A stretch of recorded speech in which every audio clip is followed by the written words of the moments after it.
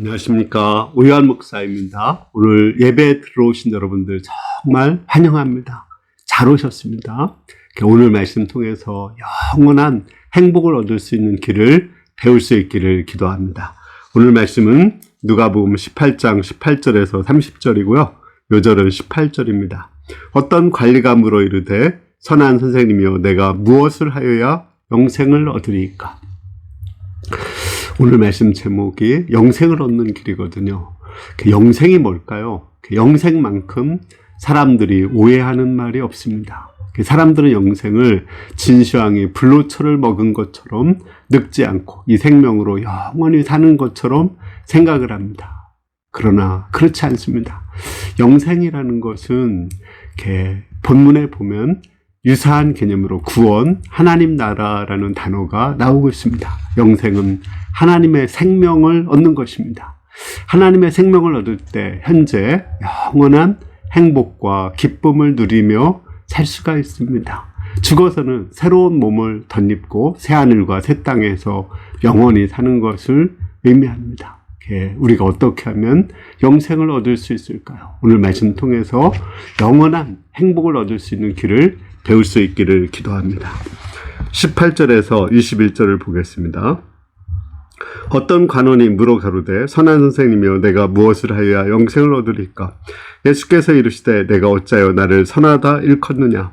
하나님 한 분 외에는 선한 이가 없느니라. 내가 계명을 안 하니 간음하지 말라, 살인하지 말라, 도적질하지 말라, 거짓 증거하지 말라, 내 부모를 공경하라 하셨느니라. 여짜오되 이것은 내가 어려서부터 다 지켰나이다. 여기 어떤 한 사람이 나와요. 이 사람은 관원이거든요. 산헤드린 공의원이라는 거예요. 그것은 입법, 사법기관을 가진 곳이거든요. 지금으로 말하면 판검사, 국회의원을 겸직한 아주 높은 지위에 있는 이스라엘에 70명 많이 있는 그런 금배지를 다룬 사람이었습니다. 뿐만 아니라 이 사람은 뒤에 보면 큰 부자라고 나오고 있습니다. 그것뿐이 아닙니다. 이 사람은 예수님이 말씀하신 계명을 다 지키고 부모도 공경하고 살인, 간음, 도적질, 거짓 증거 하지 않고 살았습니다.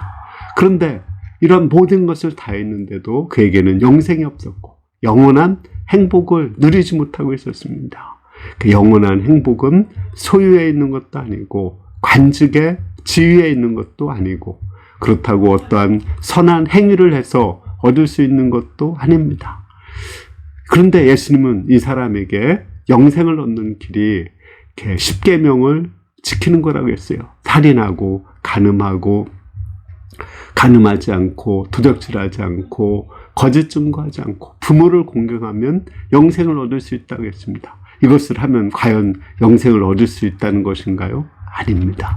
예수님은 살아계신 하나님 앞에서 너를 보라고 말씀했습니다. 선한 이는 하나님뿐이 없다. 하나님 앞에서 너를 봐라. 네가 이 계명을 다 지킬 수 있느냐? 너가 이 계명을 다 지킬 수 없는 죄인인 것을 발견하라. 그리고 하나님의 은혜를 받아라. 그래야지 영생을 얻을 수 있다고 말씀하신 것입니다. 우리가 내 행위로 영생을 얻을 수 없다는 것을 깨달을 때 우리는 영생을 얻을 수 있습니다. 하나님 앞에서 보면 미움만 해도 살인이고 음욕을 품어도 간음이고 지나친 욕심을 가져도 그것은 탐심이요 우상숭배입니다. 또 거짓말을 한 번도 안 할 수 있고 부모의 말을 다 순종할 수 있습니까? 이것을 다 지킬 수 없다는 걸 깨달아야지 우리는 영생을 얻을 수 있습니다. 내가 얼마나 하나님의 계명을 지킬 수 없는 완전 부패한 존재인가, 얼마나 악하고 음란한 존재인가를 깨달을 때 우리는 영생을 얻을 수 있습니다. 혹시 우리들 교회에 김양재 목사님 아십니까? 여자 목사님 가운데 아주 유명하신 분이고 가정 회복 사역을 하시고 키티 사역을 하시는 아주 유명한 목사님이십니다. 이분은 이렇게 어려서 예수님을 믿고 또 열심히 공부해가지고 서울대 이렇게 음악과를 갔습니다. 피아노 전공을 해가지고 항상 장학생으로 다녔습니다. 그는 교회와 학교만 하는 아주 모범생이었습니다. 그렇게 열심히 이렇게 공부해가지고 대학을 졸업하고 또 산부인과 의사를 하는 남편을 만났습니다. 그 시아버지는 장로님이고 시어머니는 권사님이었습니다. 그러면 이제 행복할 것 같지 않습니까? 그런데 그렇지 않았습니다. 그때부터가 사실은 불행의 시작이었습니다. 시어머니는 초등학교도 안 나오신 무학자이신데 엄청나게 시집살이를 시켰습니다. 아침, 저녁으로 2번씩 집안 청소를 계속 시켰습니다.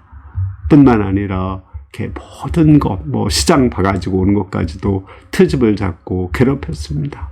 남편은 열심히 돈을 벌어서 시어머니에게, 부모에게 갖다 주지만 아내에게는 돈을 갖다 주지 않았습니다. 그는 너무 고통스러웠습니다. 이곳을 마치 그곳은 바벨론 포로 생활하는 것과 같았습니다. 그곳에서 탈출하고 싶었습니다. 자살하고 싶었습니다. 그러나 자살할 수는 없고 해서 기도원으로 가서 기도를 했습니다. 기도원에 가서 기도하는데 자기는 그 하나님 앞에서 엄청난 죄인이라는 것을 깨닫게 되었습니다. 왜 이 남편과 첫 번 선을 보고 결혼했는데 왜 결혼했을까요? 그 부와 명예를 보고서는 결혼한 것입니다. 그것은 하나님보다도 부와 명예를 이렇게 우상숭배하는 탐심의 죄악이 있었던 것입니다. 뿐만 아니라 그는 이렇게 서울대 음악과를 이렇게 좋은 성적으로 다녀서 공부 못하는 사람들을 이해하지 못하고 판단하고 무시하는 교만한 자였습니다. 자기가 하나님 앞에서 볼 때 악하고 음란한 자라는 것을 깨달았습니다. 완전 부패한 자라는 걸 깨달았습니다. 그때 눈물로 크게 회개하고 예수님을 영접하고 만나고 나니까 비로소 세상이 아름답게 보였습니다. 시어머니 앞에서 주눅들지 않고 담대하게 가서 말씀을 전하고 예수님을 전할 수가 있었습니다. 시어머니도 권사였지만 예수님을 인격적으로 만나지 못하고 있었고 그 남편도 교회에 열심히 다니고 있었지만 인격적으로 예수님을 만나지 못하고 있었습니다. 그분들에게 복음을 전하고 예수님을 이렇게 믿도록 도왔습니다. 그때 가정이 회복되기 시작했습니다. 물론 그 후에 남편은 암으로 인해서 세상을 뜨고 말았고 청산 과부가 되었습니다. 그러나 자기가 만난 그 예수님, 큐티를 하다가, 말씀 공부를 하다가, 이제 그 자기의 모든 그 남편을 잃은 과부의 슬픔을 극복한 그것을 다른 사람들에게 전하기 시작했습니다. 그러자 자기 집에서 8팀, 9팀의 큐티 모임을 갖게 되었습니다. 그것이 우리들 교회의 모태가 된 것입니다. 이처럼 영생이라는 것은 하나님 앞에서 내가 흉악한 죄인이라는 것을 깨닫고 회개하고 예수님의 은혜를 덧입을 때 그때 우리는 영생을 얻을 수 있고 영원한 행복을 얻을 수가 있는 것입니다. 22절에서 23절을 보십시오. 예수께서 이 말을 들으시고 이르시되 내가 오히려 한 가지 부족한 것이 있도다. 내게 있는 것을 다 팔아 가난한 자들을 나눠주라. 그리하면 하늘에서 보화가 내게 있으리라. 그리고 와서 나를 쫓으라 하시니 그 사람이 큰 부자이므로 이 말씀을 듣고 심히 근심하며 가니라. 예수님은 이 사람이 계명을 다 지켰다고 하는 그 어이없는 말을 듣고 나서 이 사람의 죄를 깨우쳐주기 위해서 한 가지 명령을 하셨습니다. 너가 가지고 있는 것을 다 팔아서 가난한 사람들에게 주고 나를 따르라고 말씀하셨습니다. 이것은 그 사람의 죄를 지적하려고 한 거예요. 이 사람의 죄가 무엇인지 아십니까? 하나님보다도 돈을 더 사랑하는 거예요. 그 마음속에 탐심이 있는 것입니다. 탐심을 가지고 돈을 더 많이 벌면은 더 높은 지위에 올라가면은 행복할 것처럼 생각하는 그 마음이 있는 것입니다. 그 탐심의 죄를 깨닫게 하기 위해서 모든 것을 팔아서 가난한 자들에게 주고 나를 따르라고 말씀했습니다. 이때서 그는 비로소 자기가 이렇게 하나님보다도 돈을 더 사랑한다는 것을 이렇게 이제 인정하고 회개하고 그 모든 걸 팔아서 가난한 자에게 주고 예수님을 마음에 영접하고 따르면 영생을 얻을 수 있습니다. 그러나 그는 그렇지 못했습니다. 하나님보다도 돈을 더 사랑했기 때문에 근심 어린 얼굴로 돌아가게 되었습니다. 이를 볼 때 정말 우리가 하나님보다 더 사랑하는 것이 있을 때 마음에 행복이 없다는 것을 알 수가 있습니다. 제가 아는 그 분은 되게 이제 많은 연금을 받으시고 또 집도 2채가 되시는 분이십니다. 그러면 되게 행복해야 될 것 같아요. 자녀들도 다 결혼해가지고 자녀, 또 손자들, 손녀들을 낳고 있습니다. 그런데 행복하지가 않아요. 되게 가난하게 살고 있습니다. 집을 2채를 가지고 있기 때문에 많은 세금을 내야 되기 때문에 빚을 얻어가지고 세금을 내고 또 이렇게 난방도 제대로 못하고 가난하게 살고 있습니다. 차도 없이 살고 있습니다.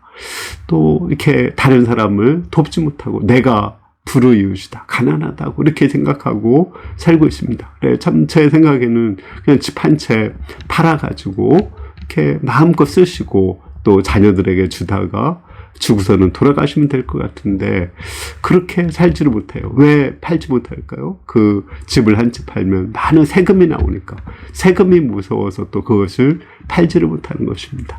이렇게 집에 대해서 돈에 대한 집착을 가지고 있을 때 정말 마음에 행복이 없고 또 하나님이 주신 그 물질을 누리지 못하고 쓰지 못하고 행복을 누리지 못하는 것을 제가 보게 되었습니다. 그를 보면서 제가 가진 돈은 많이 없지만 제가 하나님을 사랑하고 또 주위 사람들을 생각하고 또 하나님께서 나에게 주신 물질로 다른 사람들을 섬기고 돕는 일을 하면서 사는 것이 얼마나 행복한 것인가를 깨닫게 되었습니다.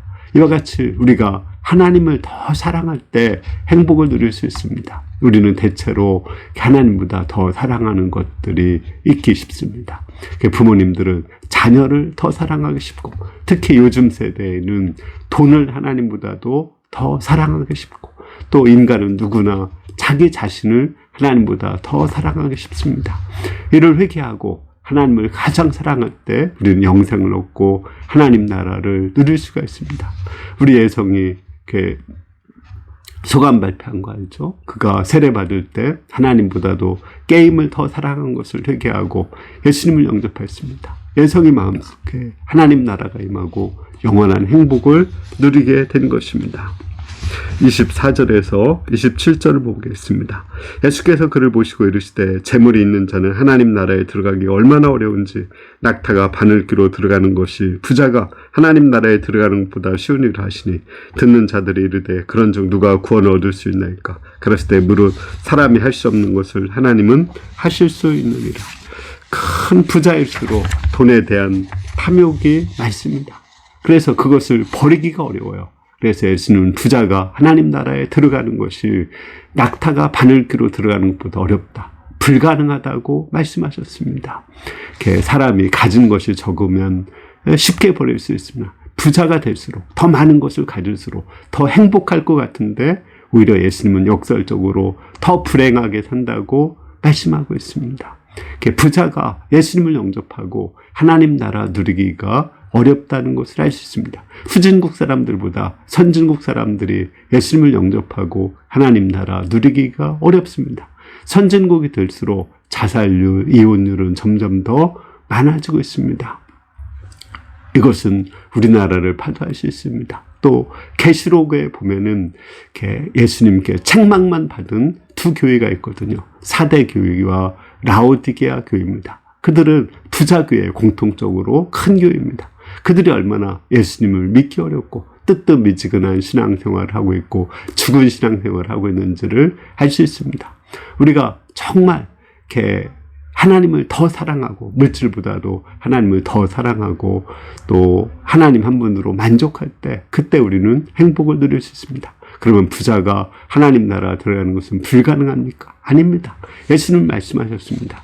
사람은 할 수 없지만 하나님은 다 하실 수 있다고 말씀하셨습니다. 하나님은 부자가 천국을 누리게 하십니다. 아브라함, 이삭, 야곱 부자였죠. 그들이 천국을 누리게 했습니다. 그들이 하나님만을 더 사랑하도록 하나님은 훈련을 하셨고 그들은 큰 부자가 되었을지라도 물질에 매이지 않고 영생을 누리고 하나님 나라를 누릴 수가 있었습니다. 하나님은 하십니다. 어떤 사건이나 사고, 질병이나 죽음을 통해서 아니면은 이렇게 요즘 같은 코로나 같은 질병이라든지 전쟁을 통해서 돈이 얼마나 헛된 것인가를 깨닫게 도와주십니다. 그것을 깨닫고 하나님 한 분에게만 소망을 두게 하시고 그래서 그 부자도 천국에 가도록 도와주십니다. 지난번에 내가 최복희 씨 본죽 그 이사장 얘기를 했죠. 그분이 국문과 굽는 과를 나와서 정말 가난하게 살 수밖에 없었지만 돈을 벌어서 이렇게 강남에 집을 샀습니다. 그러면 행복할 것 같은데 행복하지 않았습니다. 자기보다 더 잘 사는 빌라에 있는 사람들을 볼 때 행복하지 않았습니다. 그러나 하나님은 그를 IMF를 통해서 망하게 하시고 3, 4개월 정신병원에 입원하게 하시고 또 이제 호떡 장사를 하고 아주 낮은 데부터 다시 출발하게 도와주셨습니다. 그때 그는 재물이 얼마나 헛것이고 재물에 소망을 두는 탐심이 얼마나 잘못된 것인가를 깨달았습니다. 그리고 하나님 나라에 소망을 두게 되었습니다. 그때 그는 진정한 행복을 누리게 되었습니다. 지금은 본주 그 회장이 되어가지고 엄청난 부자입니다. 옛날에 비해서 비교할 수 없을 만큼 엄청난 부자입니다. 그러나 지금도 이분은 하루에 2시간씩 큐티를 하고 기도를 하면서 그 물질로 선교사들을 후원하고 또 가난한 사람들을 도와주는 생활을 하고 있습니다. 그리고 정말 마음에 행복을 누리며 살고 있습니다. 이런 걸 볼 때 하나님은 부자가 하나님 나라에 들어가게 하시는 것을 알 수 있습니다. 28절에서 30절을 보겠습니다. 베드로가 여짜오되 보옵소서 우리가 우리의 것을 다 버리고 주를 따랐나이다. 이르시되 내가 진실로 너에게 이르노니 천국을 내어 집이나 아내나 형제나 부모나 자녀를 버린 자는 금세에 있어서 여러 배를 받고 내세 영생을 받지 못할 자가 없느니라. 베드로가 이 부자를 보고 근심 어린 눈으로 이제 돌아가는 부자를 보고 우리는 모든 것을 버리고 주님을 따랐다고 자랑스럽게 얘기했습니다. 우리는 가족도 버리고 직장도 버리고 주님을 사랑해서 따랐다고 말했습니다. 예수님은 이러한 베드로에게 영생을 약속해 주시고 뿐만 아니라 여러 배의 축복을 약속해 주셨습니다. 마가복음에 보면 100배의 축복을 약속해 주셨습니다. 하나님께 10,000원을 드리면은 이렇게 100만 원을 드리고 100만 원을 드리면은 이렇게 1억 원을 주시겠다고 약속을 하시는 것입니다. 이 얼마나 큰 약속입니다. 그러니까 뿐만 아니라 영생을 주셔서 영원한 행복을 누리게 한다고 했습니다. 아브라함이 자기의 가장 사랑하는 아들 이삭을 하나님께 번제로 드렸을 때 해변의 모래와 같이 하늘의 뭇별처럼 많은 자손들을 실제로 하나님께서는 주시고 그가 영생을 누리게 도와주셨습니다. 내가 지난번에 이재영 가수 얘기했죠. 하나님께 카톡으로다가 문자 메시지를 보냈다는 이재영 가수. 이분이 거듭나고 이제 가수기 때문에 찬양으로 하나님을 영광스럽게 하려고 했습니다. 그런데 녹화를 하려고 하는데 목소리가 나오지 않는 거예요. 하나님께 원망했습니다. 내가 하나님이 주신 그 아름다운 목소리로 그 주님을 찬양하려고 하는데 왜 목소리가 안 나옵니까? 이렇게 원망하다 기도하다가 이제 꼭 목소리가 아니어도 다른 것으로 하나님께 영광을 돌릴 수 있다고 생각하고 하나님이 목소리를 가져가셔도 좋습니다. 제가 주님을 온 마음으로 온 몸으로 찬양하겠다고 이야기했습니다. 그러자 하나님께서 바로 그때 목소리를 신기하게 돌려주셨고 더 좋은 목소리로 하나님을 찬양하고 녹화하게 하셨습니다. 우리가 가장 사랑하는 것을 주님께 드릴 때 하나님께서는 그것을 우리에게 주시고 또 그것으로 하나님을 찬양할 수 있도록 도와주십니다. 결론적으로 베드로는 모든 것을 버리고 예수님을 따랐다고 했는데 그가 영생을 누렸을까요? 저는 아니라고 생각합니다. 보소서 내가 모든 것을 버리고 주를 따랐나이다. 이 말 속에는 이렇게 자기의가 들어있습니다. 자기 영광이 들어있습니다. 자기 자랑이 들어있어요. 나는 이렇게 모든 걸 버렸는데 하나님 나를 위해서 무엇을 주시겠습니까? 예수님이 왕이 될 때 나에게 어떤 자리를 주시겠습니까? 또 모든 것을 버리지 못한 부자를 판단하고 정죄하는 마음이 있습니다. 하나님께는 요구하는 마음이 있고 사람들에게는 판단하고 정죄하는 마음이 있습니다. 그런데 그것이 어떻게 영생이고 하나님 나라입니까? 이렇게 우리가 하나님께 눈에 보이는 것도 드려야 되지만 이렇게 눈에 보이지 않는 자기의 이것도 교만도 하나님께 온전히 드려야 됩니다. 그가 모든 것을 버렸다고 했지만 사실은 그 모든 것은 하나님이 주신 것입니다. 하나님이 주신 것을 하나님께 돌려드리는데 무슨 자랑할 것이 있습니까? 내가 이 모든 것을 드리는 것이 얼마나 부족합니까? 다만 하나님 긍휼히 여겨주십시오. 이런 마음을 가져야지 모든 것을 보소서 모든 것을 버리고 주를 쫓았습니다. 무엇을 주시겠습니까? 이러한 교만하고 요구하는 마음을 가질 때는 영생을 누릴 수가 없습니다. 저도 주님을 위해서 직장도 가족도 버리고 주님을 따랐습니다. 모든 걸 버린 것 같죠. 그런데 그렇지 않았습니다. 저는 소명을 가장한 야망을 추구하고 있었습니다. 큰 하나님의 역사를 이루어서 자기를 자랑하고 싶은 마음이 있었습니다. 그때 제 마음속에는 결코 행복하지 않았습니다. 그것을 하나님께 온전히 내려놓고 드렸을 때 하나님의 역사는 하나님의 것이고 하나님의 영광을 위해서 하는 것입니다.